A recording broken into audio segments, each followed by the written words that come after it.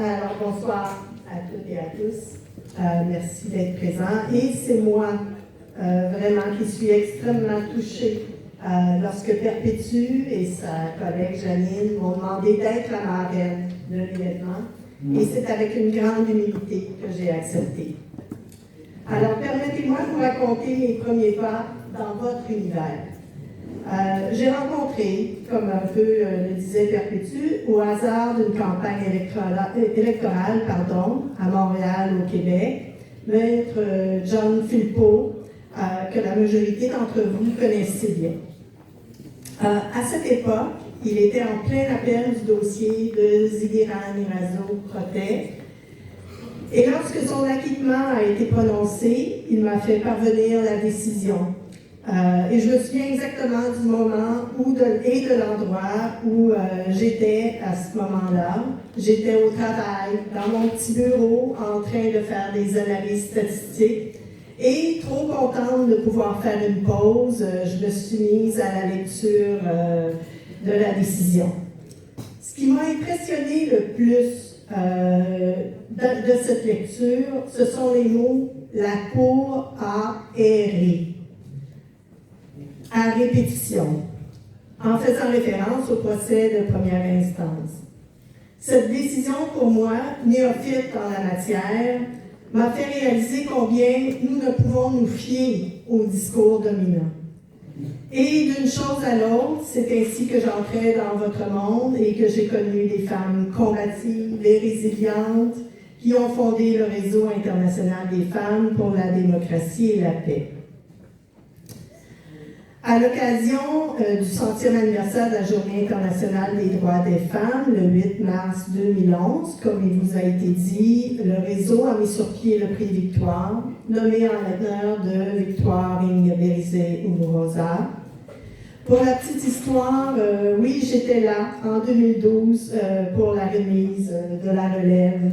Et je vous dirais qu'à ce moment-là, et encore aujourd'hui, j'ai encore beaucoup à apprendre. Ce prix incarne le courage, le leadership de Victoire Ingabire dans sa démarche pacifique et démocratique de résolution de conflits.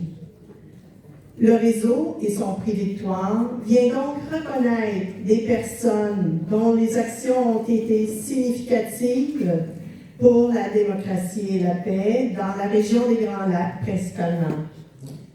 J'ajouterai que ces actions-là s'inscrivent dans l'histoire, chacune restant encore et toujours significative. Les femmes du réseau et le nom du prix en l'honneur d'une grande dame vivent à inscrire une mémoire des gestes, des actions, de l'engagement, des réalisations, des combats pour la démocratie et la paix. Il faut y voir non pas une reconnaissance par et pour les femmes, mais plutôt l'influence que la moitié de la population peut jouer dans la résolution des conflits et l'objectif d'une paix durable. Le contexte géopolitique mondial actuel doit nous permettre d'espérer à des relations multilatérales plus fortes et plus ancrées dans les réalités des peuples et des nations. Nous croyons fermement à l'autodétermination des peuples, à leur volonté d'agir et de se gouverner par et pour eux-mêmes. Les peuples, particulièrement ceux du continent africain, doivent saisir cette occasion d'un changement de paradigme où ils doivent être les acteurs principaux. Soulignant le thème du prix de cette année, soit d'exiger la dignité dans les conditions de vie des femmes et de dénoncer l'instrumentalisation de la femme, nous avons une pensée particulière sur l'actuelle situation en RDC, où les rebelles, soutenus par le Rwanda, commettent crimes et exactions. Dans le cadre de la journée du 8 mars, l'ONU a attiré l'attention sur la situation des femmes dans les zones en conflit en RDC. Seulement durant la première quinzaine de février, cette année même, près de 900 viols ont été dénoncés dans l'est de la RDC en l'espace de 2 semaines, soit une moyenne de 60 par jour. C'est grand, c'est gros, c'est grave.